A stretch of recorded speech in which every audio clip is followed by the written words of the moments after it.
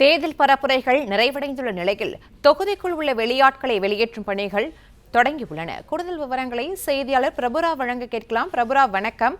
ராமநாதபுரத்தில் தற்போது வெளியாட்களை வெளியேற்றும் பணிகள் தொடங்கியுள்ள நிலையில் அது தொடர்பான கள நிலவரங்களை பதிவு பண்ணலாம்.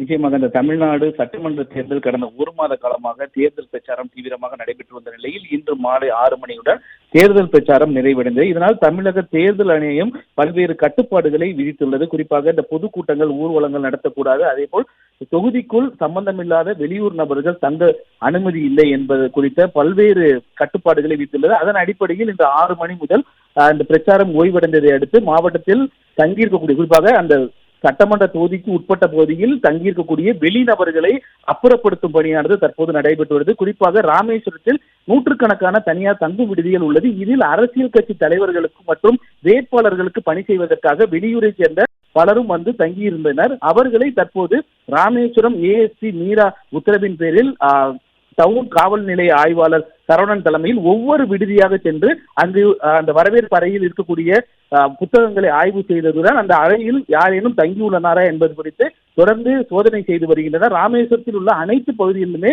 ஒரு 4-5 குழுக்களாக பிரிக்கப்பட்டு போலீசார் ஆங்காங்கே வெளிநபர்கள் யாரும் தங்கியுள்ளனரா என்பது குறித்து சோதனை செய்து வருகிறார். அதே போல் மாவட்டம் முழுவதுமே இருக்கக்கூடிய 4 சட்டமன்ற தொகுதிகளுக்கு உட்பட்ட பகுதிகளிலும் இருக்கக்கூடிய தனியார் தங்கும் விடுதிகள் மட்டுமல்லாமல் அரசு விடுதிகளிலும் வெளிநபர்கள் யாரும் தங்கியுள்ளனரா என சோதனை செய்து வருகின்றனர். அது மட்டுமல்லாமல் இந்த தேர்தல் நடத்தை விதிமுறைகள் அமலுக்கு வந்ததை அடுத்து இந்த சமூக வலைதளங்களில் தேர்தல் பிரச்சாரமோ அல்லது பரப்புரையை ஈடுபடுத்தக்கூடாது என மாவட்ட நிர்வாகம் சார்பில் ஒரு உத்தரவு விடப்பட்டுள்ளது. அதுவும் கண்காணிக்கப்பட்டு வருவதாக மாவட்ட தேர்தல் அலுவலர் மற்றும் இங்கு இருக்கக்கூடிய போலீசார் தெரிவித்துள்ளனர்.